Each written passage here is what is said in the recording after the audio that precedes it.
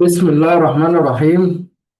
السلام عليكم ورحمة الله وبركاته. ازيكم يا شباب؟ إيه الأخبار؟ النهاردة تاني فيديو على قناة اليوتيوب لينكس كوماند. ده العنوان بتاعه. تمام. الفيديو اللي فات احنا اتكلمنا عن السي تي اف، ايه هو السي تي اف، وفهمنا السي تي اف ده من خلاله نقدر نتعلم منه ايه بالظبط وكده. الفيديو النهارده هيكون مختلف، وهو عبارة عن أوامر لينكس. لازم تتعلم أوامر لينكس. طيب.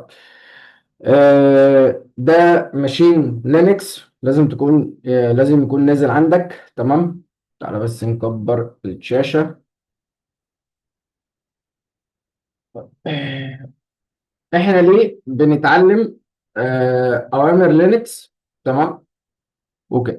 طيب، خلينا نتكلم حاجة بسيطة خالص. قبل ما تدخل عالم السي تي اف، وقبل ما تحل أول تحدي، لازم تسأل نفسك سؤال مهم جدا: ليه الهاكرز والباج هانترز بيستخدموا لينكس؟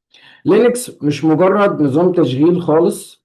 لينكس هو البيئة الأساسية لأي حد داخل المجال، كسايبر سيكيورتي، باج باونتي، بن تيستنج، إلى آخره. تمام؟ طيب، ليه طيب بنتعلم لينكس، او ليه بنتعلم اوامر، او ليه اصلا بنشتغل على لينكس؟ لان كل الادوات الاختراق وكل السكريبتات وكل الاوامر اللي هتستخدمها مبنيه اصلا على لينكس.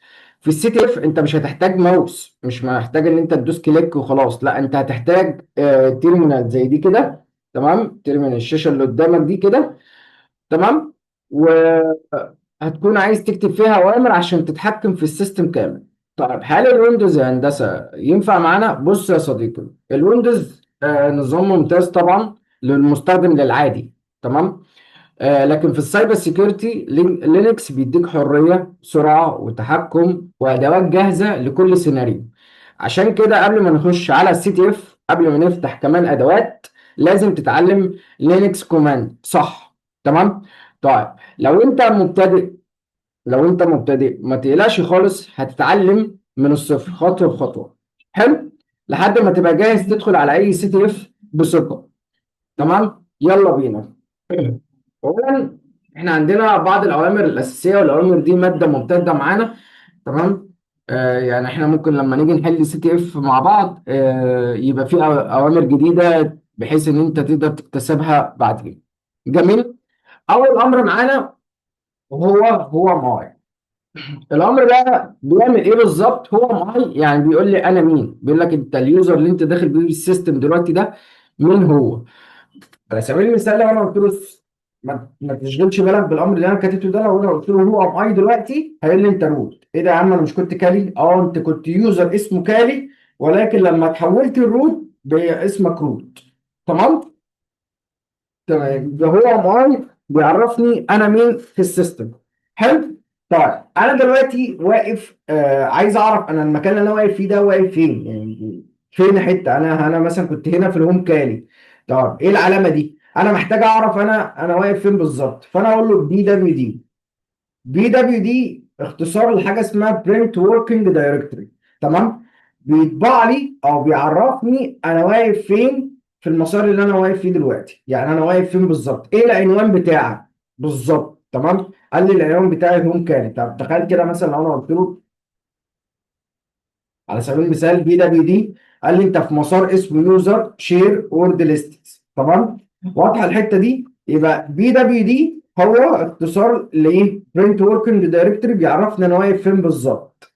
تمام. طيب، انا عايز اعرض الملفات اللي موجوده في في المسار ده. يعني انا دلوقتي واقف في الهوم كالي، انا محتاج اعرض الفايلات والفولدرات والملفات وكل الكلام ده، محتاج اعرضها. عندي امر اسمه ال اس. ال اس ده اختصار لحاجه اسمها ليست. تمام. بيعرض لي كل الملفات والفولدرات في المكان اللي انا واقف فيه دلوقتي. يعني انا مثلا لو رحت المكان ده يوزر شير ماب سكريبتس وقلت له ال اس، هيبدا يعرض لي المكان اللي انا واقف فيه اللي هو يوزر شير ماب سكريبتس. عرض لي كل المحتوى اللي انا اللي جوه الفايل ده، اللي جوه الفولدر ده.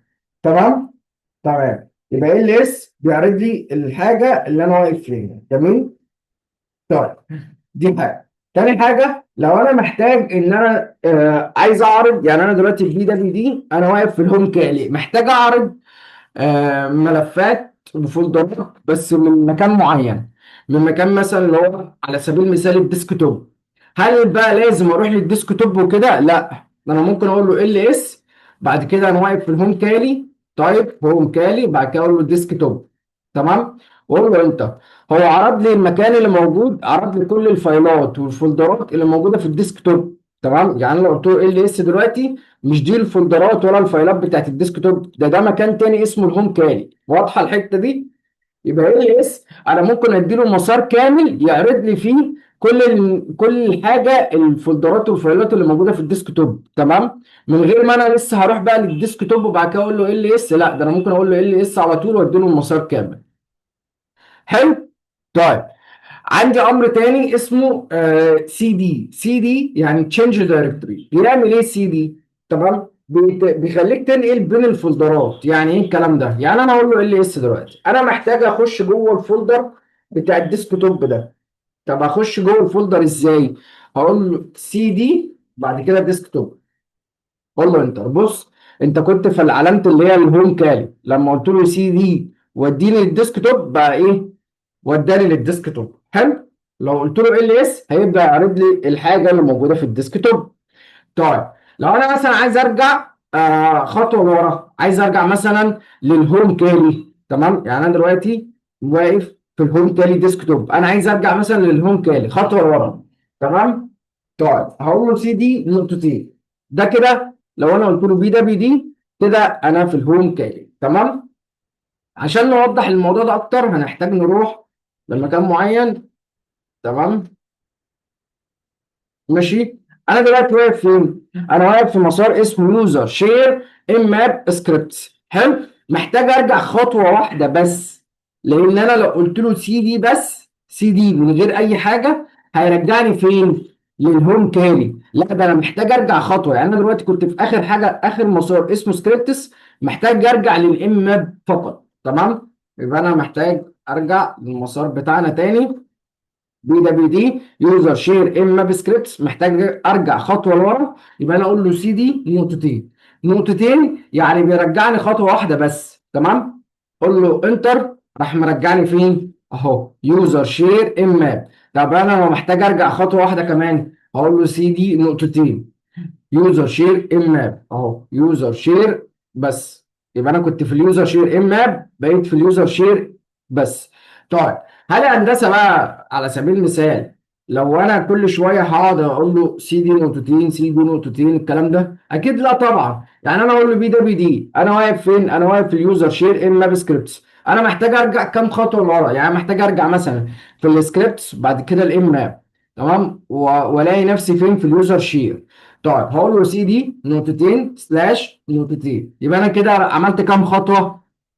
كده برجع خطوتين، كده انا برجع خطوتين. اقول له انتر، بي دبليو دي قال لي انت واقف في اليوزر شير. طب لو محتاج ارجع خطوه كمان، يبقى انا يوز سي دي نقطه كمان نقطتين، سي دي نقطتين. يبقى انا كده واقف في مسار اسمه اليوزر.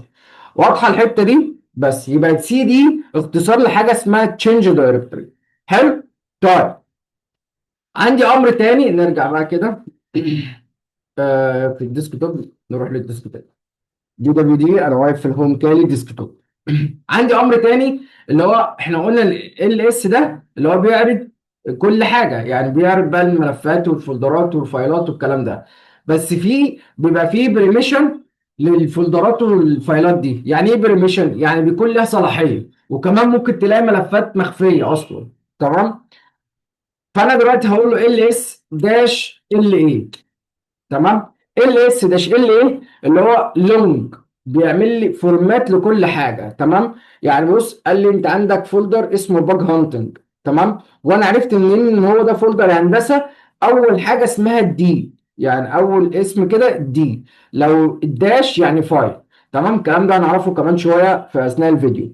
حلو. يبقى انا ال اس داش ال ايه بيعمل لي لونج فورمات لكل حاجه. يعني كمان بيديني شويه تفاصيل زياده، بيقول لي ان ده اصلا اللي يقدر يشوفه هو اليوزر بتاع الكالي. تمام، انما اللي يقدر يشوف ده اليوزر بتاع الروت. تمام، فانت مالكش صلاحيه للروت، فانت مش هينفع تشوفه ولا ينفع تعمل فيه اي حاجه.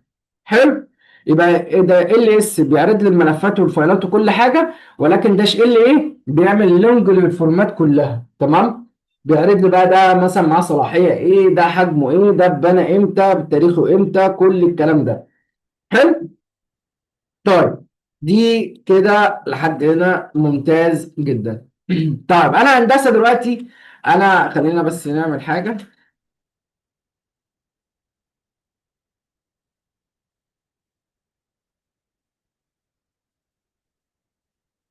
بس كده. انا واقف في فولدر، او واقف فين بالظبط؟ انا واقف في هوم كامي ديسكتوب حازم. تمام. انا في مسار اسمه حازم. انا دلوقتي هندسه محتاج اعمل فولدر. ممكن اعمل فولدر ازاي؟ ام كي داير. ام كي داير يعني ميك دايركتوري، يعني اعمل لي فولدر. تمام. احنا طبعا احنا بنشتغل عن طريق الشاشه السوداء او التيرمينال. ما ينفعش ان انا اقوم طالع كده وعامل ايه، كرييت فولدر. لا، احنا بنشتغل شغل بروفيشنال، فاحنا بالتالي محتاجين نعمل ايه، كل حاجتنا عن طريق الشاشه السوداء دي، عن طريق التيرمينال. تمام. ميك دايركتوري. ميك دايركتوري يعني ام كي داير بيعمل لي فولدر. حلو. او بيكريت لي فولدر. طيب في الحاله دي انا ممكن اقول له بقى جوكر مثلا. انا دلوقتي عايز اعمل فولدر باسم جوكر. تمام. ال اس داش ال ايه. تمام. عملت فولدر اهو، ده كده فولدر، او ال اس بس اهو ظهر معايا ان انا في فولدر. طب عايز اخش جوه الفولدر ده، اقول سي دي جوكر، ولازم اديله الاسم بالظبط. تمام. يعني انا مثلا لو قلت له سي دي جوكر كده، هيقول لي ايه، نو ساش فايل اول دايركتوري. يعني انت اصلا ما عندكش فولدر باسم الجوكر ده. ليه يا عم؟ ما هو الجوكر قدامي اهو. قال لي لا، خد بالك، الجي هنا سمول، والجي اللي انت كاتبها في الفولدر هنا كابيتال. يبقى انت لازم تاخد بالك ان اللينكس اصلا حساس للحروف. تمام. فانا اقول له سي دي، وممكن اقول له جي سمول واكتب علامه التاب، اعمل حركه التاب دي. التاب دي اللي هي موجوده على الكيبورد على الشمال. استنى اوريها لك. كيبورد، اون سكرين، اون سكرين، التاب دي. تمام. لو انا دوست التاب بيكمل لي، بص بيكمل لي كلمه كده. دوست تاب، بص صحح الكلمه واداني المسار كله. تمام. طب هل الفولدر فيه اي حاجه؟ لا، ما فيهوش اي حاجه. تمام. واضحه الحته دي؟ يبقى انا هرجع بقى ايه ورا خالص، اللي هو انا واقف فين في الهوم كالي. عايز اروح للجوكر. انا محتاج اروح للفولدر الجديد اللي انا عملته اسمه الجوكر. كان موجود فين؟ اقول له سي دي هوم كالي ديسكتوب، فولدر اسمه حازم، بعد كده الجوكر. تمام. لو انا قلت له بي دبليو دي، بص انا رحت فين، هو كالي ديسكتوب حازم جوكر. مع ان انا كنت رحت فين في الاول، هوم كالي. لا، ده انا رحت هناك بقى. تمام. طيب حاجه كمان، انا واقف فين؟ انا واقف في الهوم كالي. ممكن اقول له ام كي داير. تمام. في الهوم كالي ديسكتوب حازم جوكر.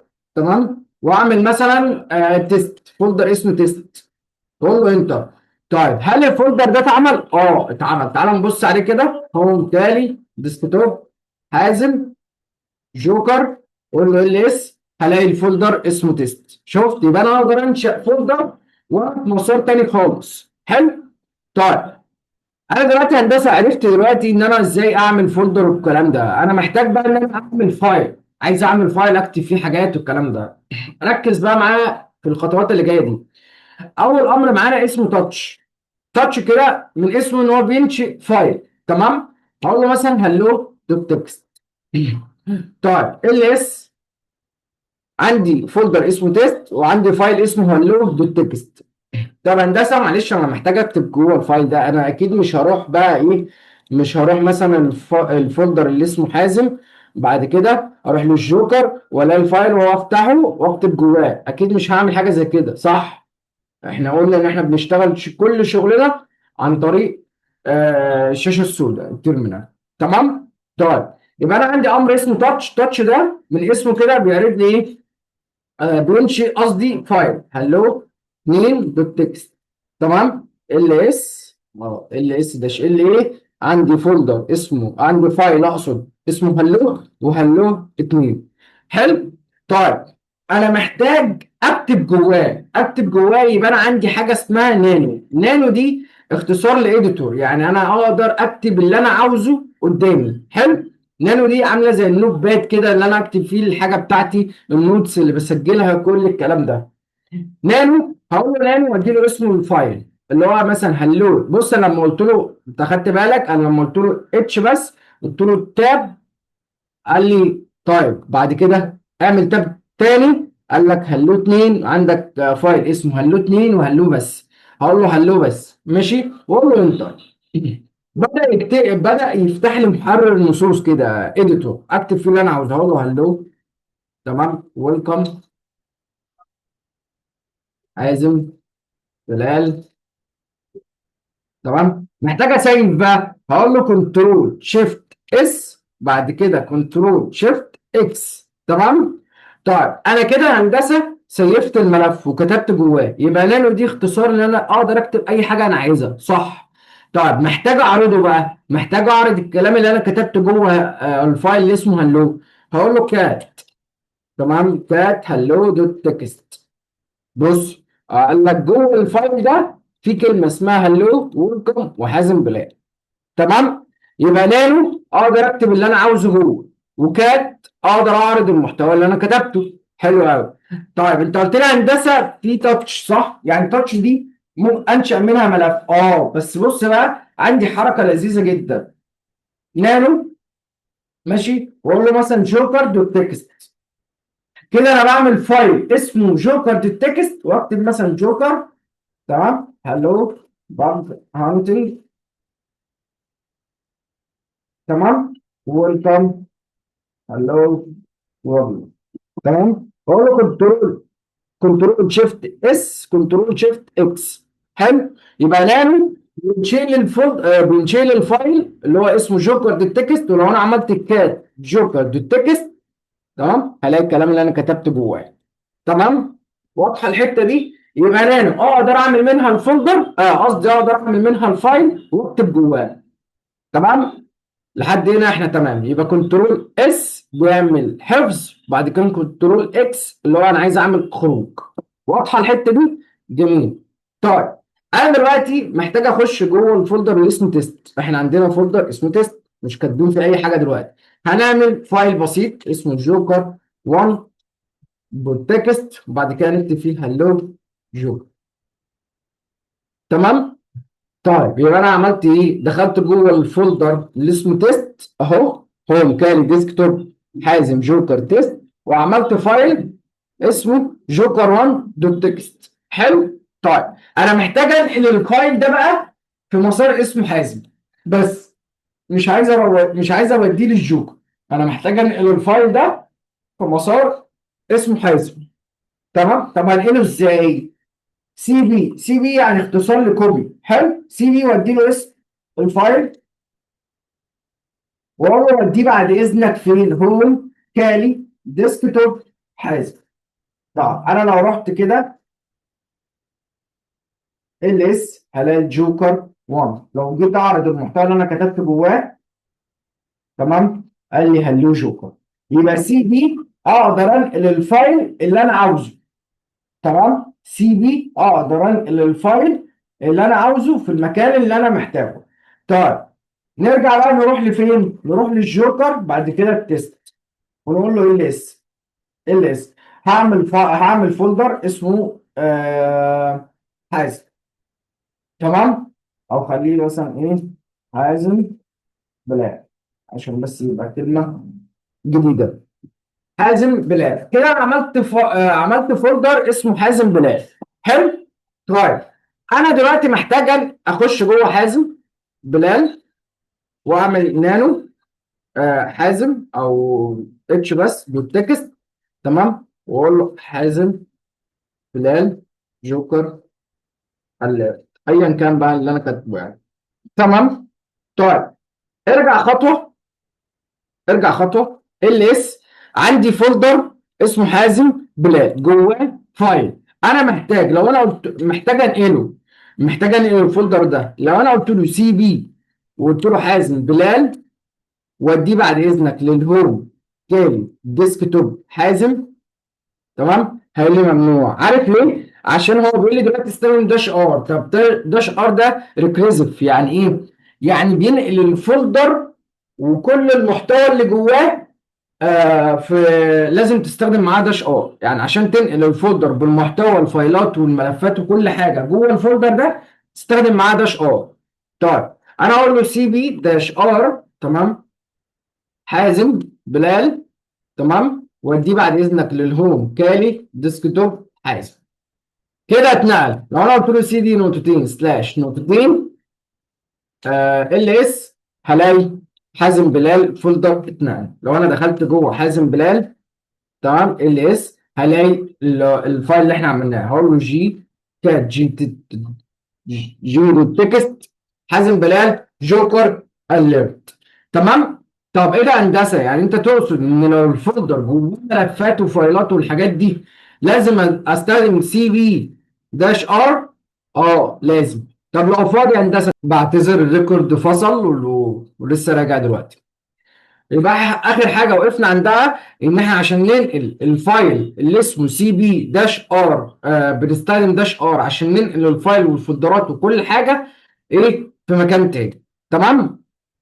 طيب عندي حاجه، انا واقف فين دلوقتي؟ ايه اللي اس قال لي انت عندك فايل اسمه جوكر 1 دوت تكست. طب انا محتاج انقل الفايل ده، تمام، وغير اسمه. يعني ايه يا هندسه؟ يعني انا محتاج اخد جوكر 1 دوت تكست انقله مثلا جوه حازم، تمام، او انقله جوه زياد بس باسم تاني خالص.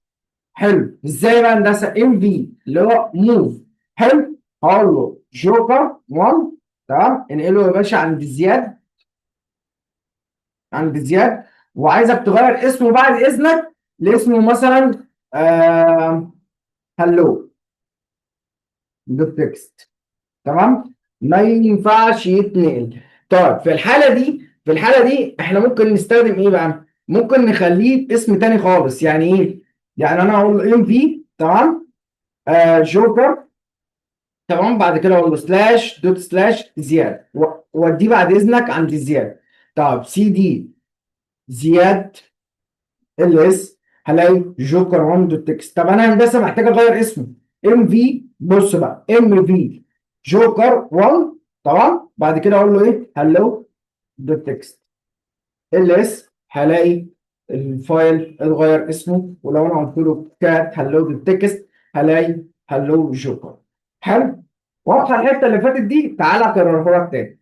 انا دلوقتي ما عنديش اي فايلات هنا خالص. تعالى نعمل فايل اسمه كالي دوت تكست. حلو. هقول له كالي لينكس، تمام، يوتيوب، ايا كان، تمام. طيب انا عندي الفايل اللي اسمه كالي دوت تكست، محتاج اوديه عند زياد. طيب اوديه ازاي؟ هقول له ام في كالي دوت تكست، بعد كده اقول دوت سلاش زياد، دوت سلاش عشان يخش جوه الفولدر بتاع مين؟ بتاع زياد. اقول له انتر ال اس، اروح عند زياد الاول، ال اس، تمام، هلاقي كالي دوت تكست. لو انا قلت له كالي دوت تكست هلاقي كالي لينكس واليوتيوب. حلو قوي. محتاج اغير اسمه بقى هندسه. ام في بعد كالي دوت تكست، وهم قايل ايه؟ سميه مثلا فايل دوت تكست ال اس، هلاقي فايل دوت تكست اتغير اسمه. لو انا قلت له كال فايل دوت تكست هلاقي كال لينكس اتغير، قصدي فايل دوت تكست اهو بالمحتوى اللي جواه اللي هو كال لينكس واليوتيوب. حلو. واضحه الحته دي؟ طيب دلوقتي هندسه انا اتعلمت ازاي انقل. حلو. انا دلوقتي اتعلمت ازاي انقل الفايل من مكان لمكان، وانقل واغير اسمه كمان. انا محتاج امسح الفايل ده خالص. يعني انا محتاج امسح الفايل اللي اسمه هلو دوت تكست. هقول له ار ام يعني ريموف هلو دوت تكست ال اس، اتعرض اتمسح الفايل اللي اسمه هلو دوت تكست. طيب نرجع خطوه ورا بقى. انا محتاج زياد ده جواه ايه؟ جواه حاجه اسمها فايل دوت تكست. طيب انا محتاج امسح زياد ده. هقول له ار ام داير زياد. بص، قال لي فيل تو ريموف زياد. ما ينفعش تمسح الفولدر اللي اسمه زياد ده. ليه يا عم؟ ده ار ام داير اصلا ده بنستخدمه عشان نمسح الفولدر. قال لك ايوه انا فاهم. انا عشان امسح الفولدر بتاع زياد بالمحتوى اللي جواه محتاج استخدم اتريبيوتس معاه، او محتاج استخدم اوبشن معاه. زي هقول له ار ام تمام، داش ار اف، بعد كده اقول له زياد. وخد بالك الامر ده خطر جدا، لانه بيمسح كل حاجه ما فيهاش رجوع، بيمسح كل حاجه حرفيا بالفولدر واللي جوه الفولدر. تمام، يبقى ار ام داش ار اف، بعد كده اقول له زياد، اقول له انتر، ال اس اتمسح زياد بكل الفولدر اللي جوه. هندسه معلش، هو تقصد ان حضرتك يعني مثلا على سبيل المثال لو انا عملت ام كي داير وقلت له زياد وعملت فولدر زياد، ده دلوقتي فولدر ما حطيتش فيه اي حاجه، اقدر اقول ار ان داير زياده على طول؟ بص، لو انا قلت له ار ان داير زياده على طول اتمسح كل، اتمسح زياد. لكن عشان زياد ده ما كانش موجود فيه، ما كانش موجود اي حاجه مكتوبه جواه. تمام، لكن عشان امسح زياد بالمحتوى اللي جواه، او عشان امسح حازم بلال بالمحتوى اللي جواه، ار ام داش ار اف، بعد كده اقول له حازم بلال، قول له انتر، ال اس، هتلاقي حازم بلال بالمحتوى اللي جواه اتشال. تمام كده؟ طيب كويس قوي لحد هنا، ممتاز. عندنا امر بقى اسمه ايكو. ايكو ده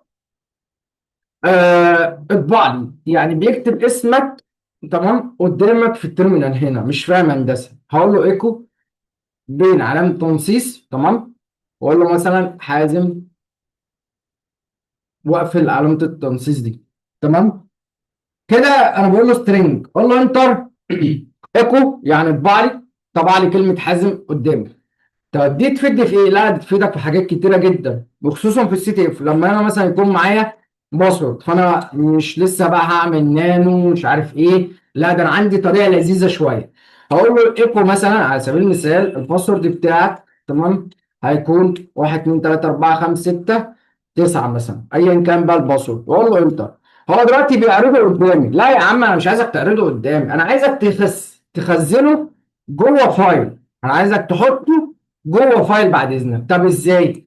ايكو نفس الكلام، ايكو، واقول له الباسورد هيكون من 1 ل 9، واقول له العلامه اللي هي ايه، الاوبن تاج دي، او العلامه اللي هي اكبر مني دي. تمام، وخزنه مثلا في فايل اسمه باسورد دوت تكست. طيب هو مش عرض لي الباسورد قدامي، لكن خزنه فين؟ خزنه في فولدر، خزنه في فايل اسمه باسورد دوت تكست، ال اس داش ال ايه، هلاقي الفايل اهو. طيب اقول له كام للباسورد، هلاقي ايه؟ الباسورد 1 2 3 لحد 9 بقى. تمام، يعني انت تقصد يا هندسه ان انا من خلال ايكو ده اديله اي حاجه، اي نص انا عاوزه يسجله في فايل، بدل ما اعمل نانو فايل والكلام ده. في الحاله دي لو انت مثلا بتجيب معلومه معينه، يعني انا مثلا معايا اي بي تارجت مثلا على سبيل المثال، اي بي تارجت، والتارجت ده مثلا 1 9 2 1 6 8 2 5 ايا كان، قلت له لو سمحت انا عايزك تحطه جوه فايل اسمه مثلا تارجت دوت تكست على سبيل المثال. طب هو دلوقتي هيحط في جروب اسمه تارجت دوت تكست، هقول له كات تارجت دوت تكست، عرض لي الاي بي وكل حاجه اللي انا كتبتها جوه علامه التنصيص، جوه علامه السترنج.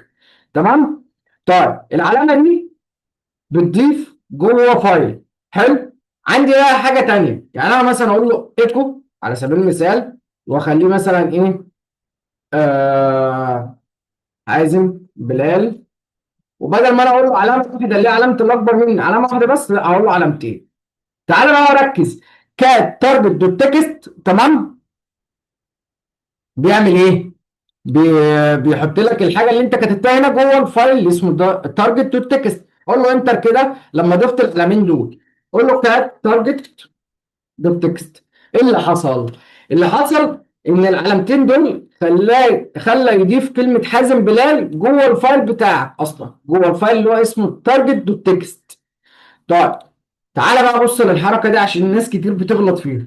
نفس الامر برضو، واقول له مثلا ضيف عليه جوكر، حازم بلال جوكر، تمام، وشيل العلامه دي خليها علامه واحده، قول له انتر، قول له كات تارجت دوت تكست. ايه اللي حصل؟ اللي حصل يا نجم ان انت لما ضفت علامه واحده بس، هو مسح القديم كله وراح ضايف لك الكلمه الجديده. ده موضوع خطر جدا. ليه؟ لان انت تخيل ان انت مثلا تكون ضايف معلومات مهمه مثلا، وتيجي غصب عنك تقوم ضايف علامه واحده بس، هيقوم مسح الجديد، قصدي هيقوم مسح القديم وضايف الجديد اللي انت كتبته.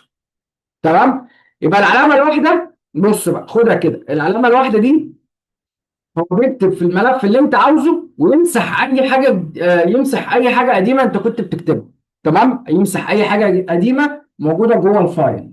تمام. انما العلامتين دول بيضيف مع القديم، بيضيف مع القديم، خد بالك من النقطه دي كويس جدا. تمام، واضحه الحته دي؟ تمام. عندنا بقى حاجه اسمها سودو اي بي تي ابديت.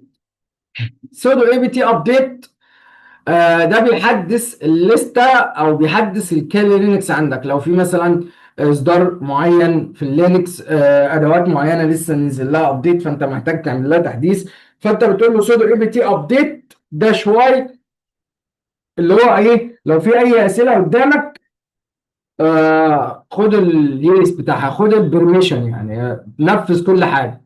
تمام. قول له انتر، هيطلب منك الباسورد. الباسورد دلوقتي التالي هيبدأ يعمل ايه؟ تحديث زي ما انت شايف. تمام؟ تمام.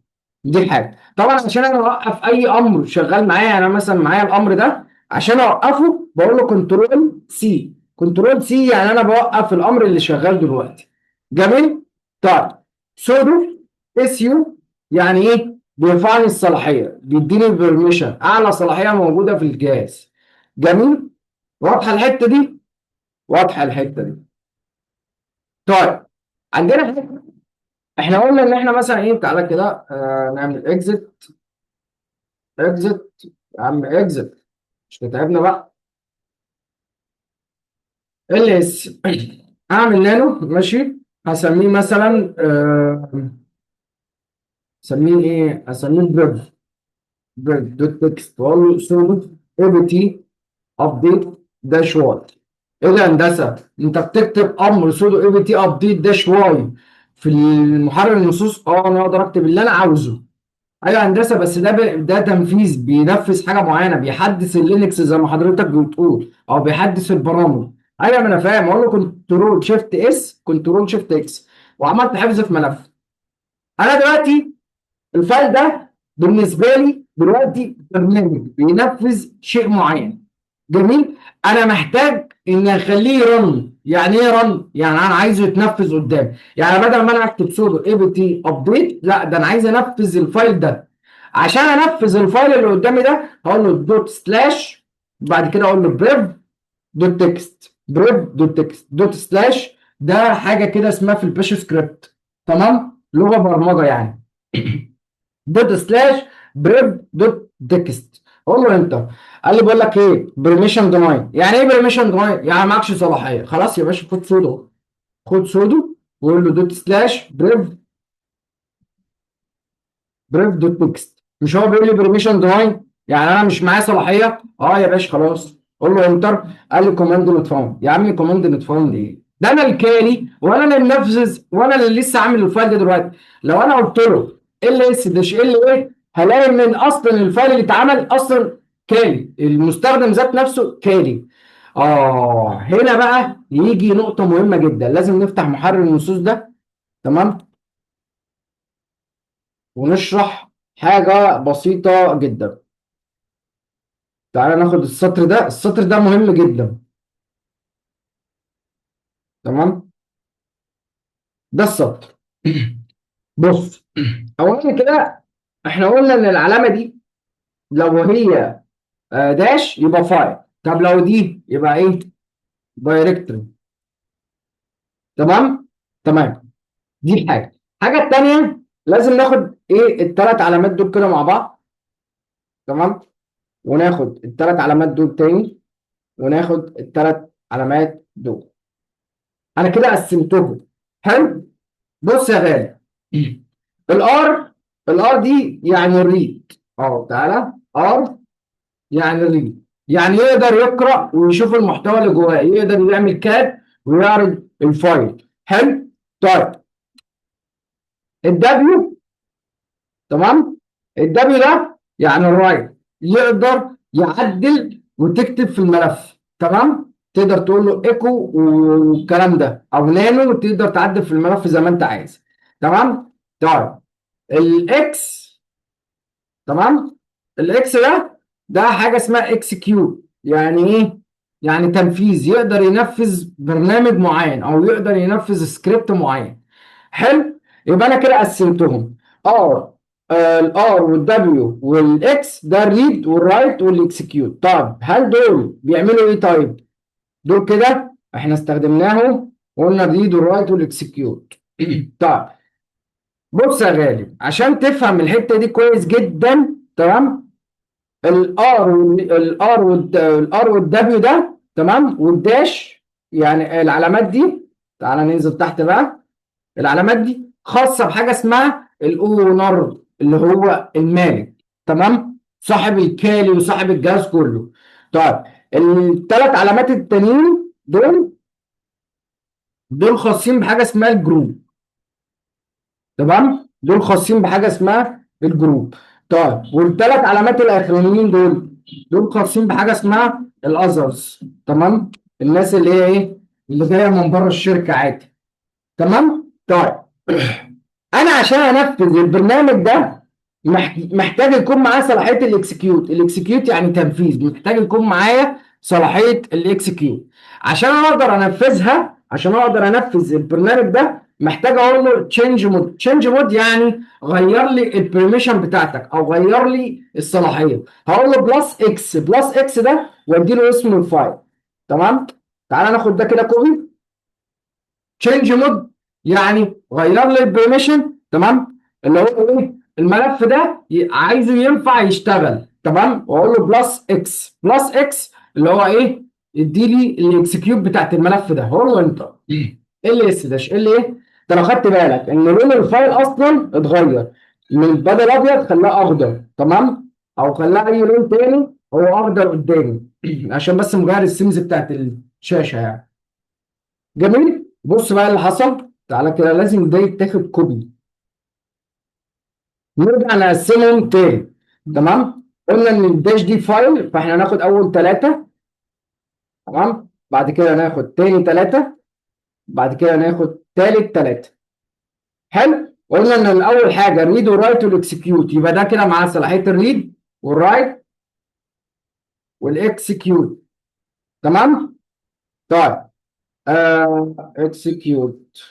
اكسكيوت. تمام. دي نفس الفكره، الريد والرايت والاكس كيوت. تمام. ده كده معاه صلاحيه الريد والاكسكيوت بس. تمام. قلنا ان اول ثلاثه ده خاص بايه؟ بالاونر، اللي هو صاحب الجهاز او المالك بتاع كل حاجه. تاني حاجه خاصه بالجروب. تالت حاجه خاصه بالاذرز. تمام. تمام. يبقى انا كده من صلاحيه الاكسكيوت انفذ البرنامج. تنفذه ازاي بقى؟ نفس الفكره، اديله سلاش، بعد كده اقول له بريف اكس. انت لو خدت بالك من فوق هنا ان اصلا ما كانش واخد العلامه اللي هي الخضراء دي، تمام، انما تحت لا، قال لك انا اقدر انفذ البرنامج عادي. بص لو انا قلت له انتر هيبدا ينفذ بقى سودو اي بي تي ابديت وكل الكلام ده. طبعا بقى لو مديله سكريبت بايثون اقدر اقول له دوت سلاش، اقول له مثلا بايثون على سبيل المثال 3 على سبيل المثال يعني، او مثلا مديله سكريبت مثلا باش، اقول له دوت سلاش باش دوت اس اتش مثلا، دوت اس اتش. فاهم قصدي؟ وهكذا بقى. واضحه الحته بتاعت التشنج مود دي، بس لازم تركز فيها. وكده احنا خلصنا الفيديو النهارده. تمام. دي كده اوامر لينكس. اتمنى ان انت تسجل نوتس، تجيب كشكول وتسجل النوتس بتاعتك كده، وتراجع الاوامر دي وتبدا تطبق عليها عملي. تمام. عشان الاوامر دي تثبت معاك في دماغك. لو الفيديو عجبك اشترك في القناه واستنى الفيديوهات الجايه. والفيديو الجاي هينزل له بوست على الفيسبوك، تمام، بعنوان ان شاء الله مفاجاه للجميع. ممكن نخش في اثناء شرح البنتستنج الخطوات ازاي تعمل خطوات بنتستنج ونبدا نحل سي تي اف. لو الفيديو ده عجبك اعمل اشتراك في القناه واعمل لي لايك، ولو في اي حاجه تقدر تكتب لي في الكومنتات وانا ارد عليك. او لو انت عايز تتواصل معايا مباشره تقدر تتواصل معايا عن طريق البيج بتاعت الفيسبوك، هسيبها لك في الديسكريبشن تحت. واشوفكم الفيديو الجاي، والسلام عليكم ورحمه الله وبركاته.